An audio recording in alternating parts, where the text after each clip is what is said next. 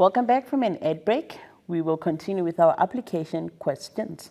Right, it's a scenario-based question. It says, read the scenario and answer the questions that follow. Zanele Property Rentals. Zanele has established a property rentals business. She has a trading license which permits her to operate legally. She drafted a business plan to set out her objectives and the structure of her business. She indicated the number of people she intends to employ. All right, now the first question says, quote the type of legal requirements of a business from the scenario. Right, don't forget, when you quote, word for word from the scenario directly. The second question says, outline other different types of legal requirements of a business. And the last question says, discuss the relationship between the structure of the business and the form of ownership. All right, let's now take a look. Right, quoting the type of legal requirements of a business from the scenario. I'm sure you've already identified the type of legal requirements that they want here. Right, it says, she has a trading license which permits her to operate legally. Don't forget, a trading license forms part of what? The legal requirements to say, Zanele, before you can start operating, you need to produce something which states that or which shows that you are registered. All right, and then the second question says, I hope we are fine with the first question. Right, the second question says, outline other different types of legal requirements of a business. So for a business to operate, they need to comply with the legal requirements. What are we looking at? We're looking at the tax regulations. We're looking at internal or international trading. For that's if you are exporting and importing products. So this is exporting and importing requirements and exchange rates. We're looking at the registration fees. The business should be registered as well, looking at registration. We're looking at the BCEA, which is a Basic Conditions of Employment Act. All right, so this is amongst many other legal requirements. Right, the last question in this question says, discuss the relationship between the structure of the business and the form of ownership. Right, so what is the relationship between the two? It says here, the business structure should have a description of the following aspects. So name of people the business intends to employ. So now this is the structure. So who are those people that the business intends to employ? The management and staff, for example, their qualifications, their experiences, the job description, duties, what is it that they'll be doing? How will they be remunerated, which is the remuneration?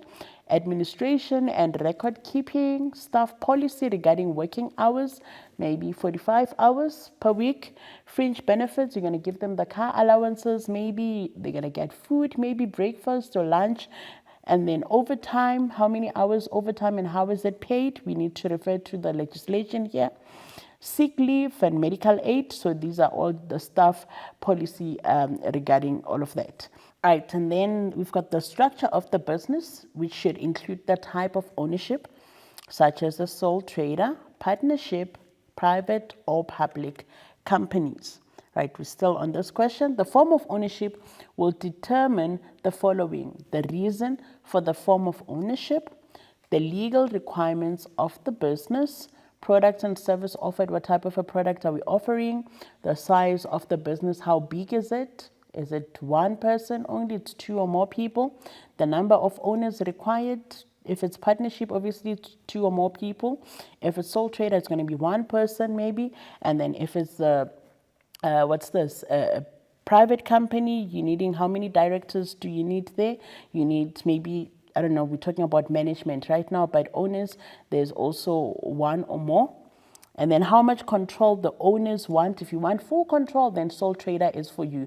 But if you don't want full control, then you can have other shareholders and then the legal protection as well. All right, now we're going to go to the fourth question, which says, identify the 7 P's of the marketing mix that applies to BG wholesalers in each statement. All right, so you've got statements here. We need to just identify which P or which marketing mix applies here. The first one, it says GB wholesalers advertise their products on social media, right? That is your keyword. They advertise on social media to increase the number of customers, making sure that their customer or their product rather is well known out there into the market. People know more about it. Right. The second one, it says BG or GB rather. GB wholesalers keep their goods in a secure location. So that is another keyword there. Right. Lastly, GB wholesalers employed skilled workers who contribute positively to decision making. So these are the people that we've employed that are contributing positively. Right, so those are the keywords there. You just now need to identify, or you need to, identify the marketing mix that is applied here. So let's start. The first one, right, social media, as mentioned, is a keyword. So what do you think is the correct word? Yes, you are correct, right. That is promotion. Remember, we've got 7 P's. So we need only 3 from the 7P. Right, so we're talking location here, secure location. What is the correct answer? It starts with a P, obviously. Right, the correct answer is place. Yeah, that's good. Right, we're doing great. And then the last one, GB wholesalers employed skilled workers who contribute positively. So who are these workers? What is that P? It starts with a P, obviously. Right, so it is what? It is people. Then that's it.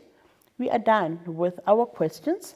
Right, so that's it from me. So right now we're going to go on an ad break, and then when we come back, we wrap up the whole topic. I'll see you just now.